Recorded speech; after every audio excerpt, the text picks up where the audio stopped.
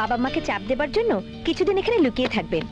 2-4 দিন পর বাবারা যখন কাগজে বিজ্ঞাপন দেবে, মা বৃষ্টি তুমি চলে যাবার পর তোমার চিন্তায় তোমার মা বিছানা নিয়েছে, তোমাদের ভালোবাসা আমরা মেনে নিয়েছি, তোমরা ঘরে ফিরে এসো, তখন আবার ফিরে যাবেন। ব্যাস, লুকানোর চ্যাপ্টার শেষ।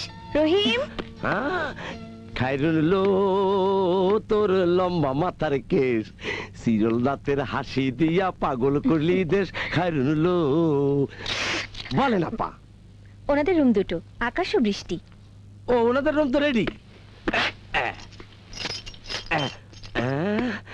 এই যে 305 আর 302। Thank you. বলেন তো পাশাপাশি রুম না দিয়া দূরে দূরে দিলাম কেন? কেন? যাতে মনে ভালোবাসার টান আসলো চোখের মধ্যে একটা লজ্জার বাঁধন থাকে। বলেন কেন? কেন?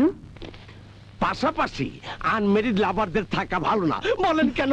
তোমার কেনর উত্তর দিতে গেলে জীবনেও শেষ হবে না। এখন যাও তুমি রুম দুটো ঠিক করো, ওনারা একটু চা খেয়ে যাবে। আফটার অল লিভার বান্ধবী মানে আমারও বান্ধবী। তুমি রানীকে চা দিতে বলে যেও। কেন? রহিম, ভুলে গেছে আপা।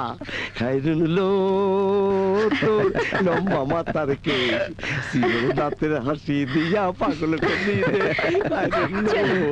চলুন আসুন। রুম পরিষ্কার করতে একটু সময় লাগবে, বসুন। It's okay. আপনি রিসোর্টটা চালান? হ্যাঁ। বাবা, ঢাকা ইডেন ইভার সাথে হোস্টেল থেকে পড়তাম। আচ্ছা। কার অ্যাক্সিডেন্টে বাবা মা দুজনেই মারা গেলেন, এরপর আর পড়া হয়নি। চলে এসে এই রিসোর্ট নিয়েই আছি। আসসালামু আলাইকুম বিআইন সাহেব, কেমন আছেন বিআই সাহেব? চা। ওর নাম রানী, আপনাদের কিছু লাগলে ওকে বলবেন। আচ্ছা। 90-এর জলোচ্ছ্বাসে ওর বাবা মা ভাই বোন সবাইকে হারিয়ে ভাসতে ভাসতে এখানে এসেছে। মিছা কথা। তুমি না? আমার কেউ হারায় নেই, আমার বাবা মা ভাই বোন সব ওই মেঘা আপা। আছে তো সব আছে। কেমন আছেন বিআইন সাহেব?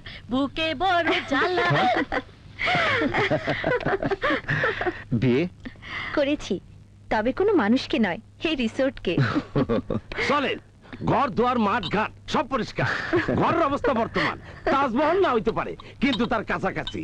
হাঁটু জলে নেমে কন্যা হাঁটু মাজন করে, আরে তাই না দেখে সেই কন্যার প্রেমে গেছি পরে। ভালোবাসবে কি সে আমারে, ও ভালোবাসবে কি সে আমারে। চলে যাই, ফ্রেশ হয়ে পরে এসে আড্ডা মারবো। আচ্ছা।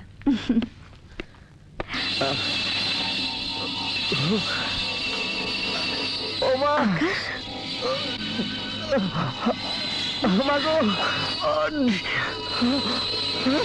আকাশ, আকাশ,